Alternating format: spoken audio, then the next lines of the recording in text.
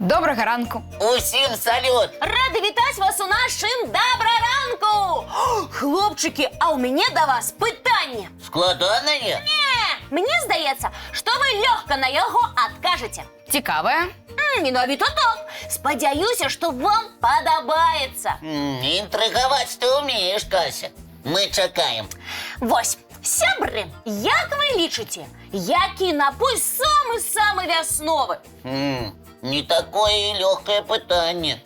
Може, холодна гарбата чи лимонад? Може і так, але мені здається, що це більш літні напої. А у тебе який варіант, Олексій? Думаю, Кася має на увазі березовий сок.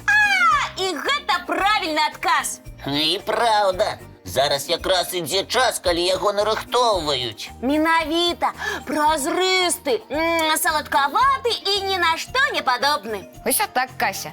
Однак мені завжди було цікаво, навошта березі гэты сок? Інше ж древа його не мають. Давайте розбиратися разом з нашими телеглядачами.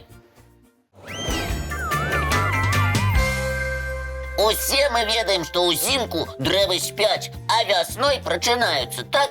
Так, коли морози доходять, дерева починають рихтуватися до літа. Так-так, каб знову надеть пригожі зелені сукенки.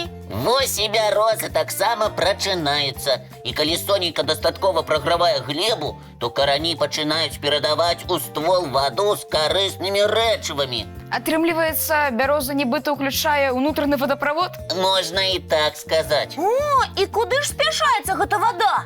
Гэта вода і ёсць бярозавы сок. І спяшаецца яна да кожнай галінкі і пупышкі. Менавіта з яго дапамогай дрэва і адрощвае новыя лісточкі.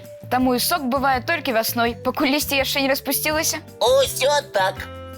Атрымліваецца, што бярозавы сок гэта не проста напой, а сапраўдная сіла дрэва. Сапраўдна, бо бярозавы сок вельмі багаты на вітаміны і мінералы, але браць яго трэба асцярожна, каб не пашкодзіць дрэва. Так, пасля збору соку бярозу трэба залячыць.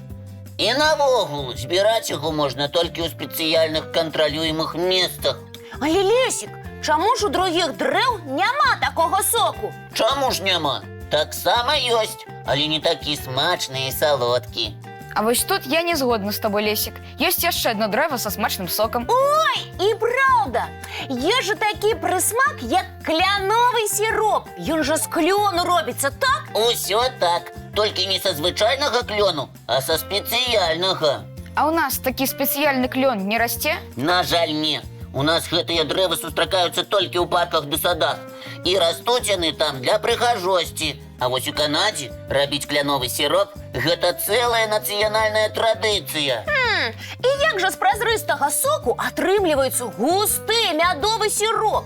Для гэтага сок доўга выпарваюць. Напрыклад, каб зрабіць 1 літр сиропу, патрэбна амаль 40 літраў кляновага соку. Ну, гэта ж колькі соку патрабуецца на 1 кубачак, а дакладней колькі дрэваў. Усё так і ёсць. Аднак зараз зразумела, чаму кляновы сироп такі духмяны і цягучы. А яшчэ ён вельмі багаты на карысныя рэчывы. Яго нават касманаўты бралі з сабой у космас. Вось гэта ўзровень! Міжзоркавы сироп. Затое наш бярозавы сок сапраўдны вясновы напой. Ён не толькі смачны, але і карысны для здароўя. Згодны, Алексей. А яшчэ нагадваю вам, што надышоў час яшчэ адной карыснай справы. Глядзець мультфільм. Ой, і праўда, дзяўчынкі і хлопчыкі, запрашаем!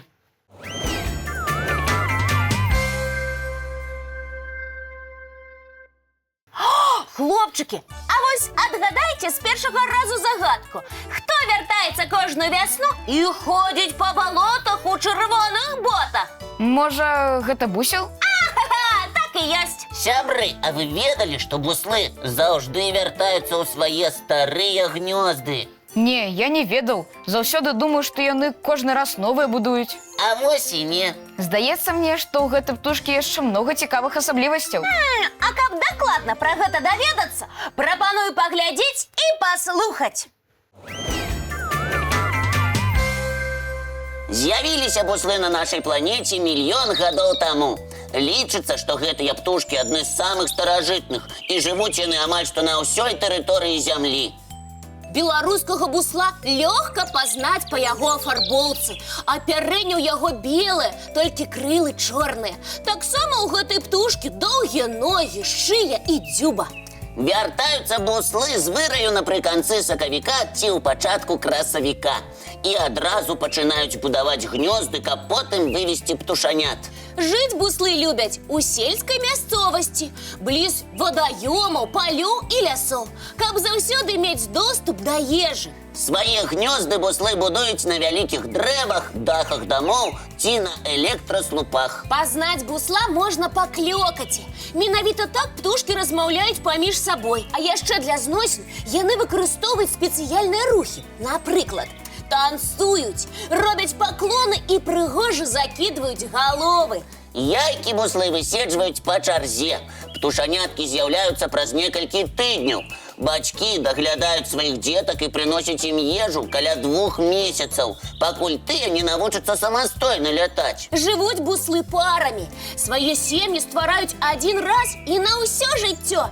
Таму гэтыя птушкі лічацца самымі вернымі. Буслы вельмі вынослівыя і дужыя. Падчас палёту ў вырай яны могуць пераадолець вялізныя адлегласці ў некалькі тысяч кіламетраў. Харчуюцца буслы насякомымі, жабкамі, рыбай. Яшчэ адной асаблівасцю буслоў з'яўляецца іх добры слых і зрок, дзякуючы чаму яны могуць добра арыентавацца на мясцовасці і пазнаваць адзін аднаго на вялікіх адлегласцях. У нашай краіне буслы лічацца сімваламі шчасця, дабрабыту і поспехаў. Таму часта іх выявы можна ўбачыць на паштовых марках і гербах гарадоў. Напрыклад, герб беларускага горада Століна ўпрыгожвае выяву бусла. А яшчэ буслы часта сустракаюцца ў народных казках і легендах, сучасных пісьменных творах і песнях. Якія ж цікавыя нашы буслы. Я цяпер буду з большай павагай да іх адносіцца. А галоўная павага – гэта любіць і шанаваць навакольны свет. Падтрымліваю, Кася. Ну, а я запрашаю вас на мульціпаказ. І гэта я таксама падтрымліваю. І я!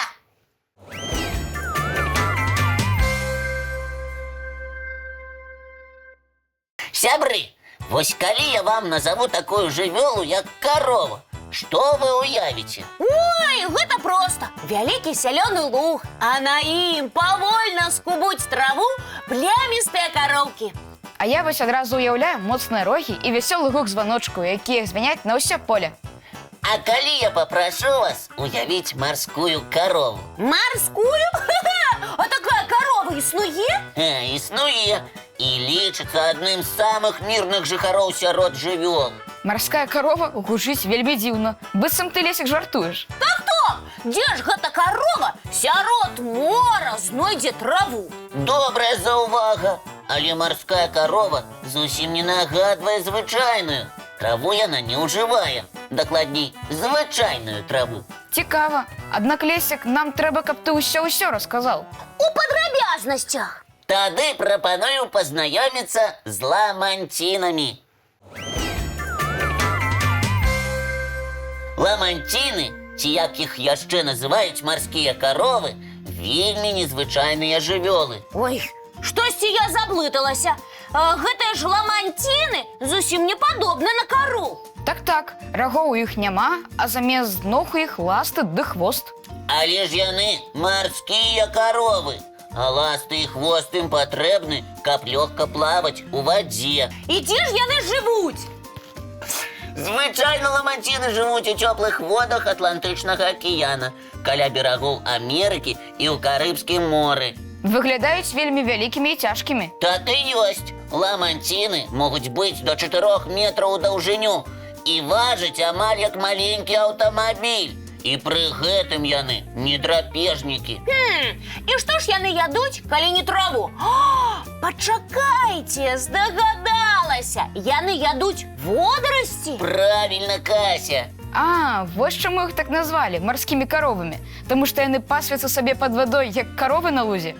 А яшчэ таму, што яны вырабляюць малако для сваіх дзетак. Яны, напэўна, хутка плаваюць. А вось і не, ламанціны вельмі павольныя жывёлы. Атрымліваецца, жыццё ў іх вельмі спакойнае, калі яны нікуды не спяшаюцца. Так і ёсць. А яшчэ ламанціны любяць трымацца гуртам, як маленькая кампанія сяброў, і нават абдымацца плаўнікамі. Як гэта міла! Такія вялікія і такія пяшчотныя. Дзякуй за знаёмства з цікавымі жывёламі. Мне таксама падабалася. Ну, а зараз давайте глядзець мультфільм.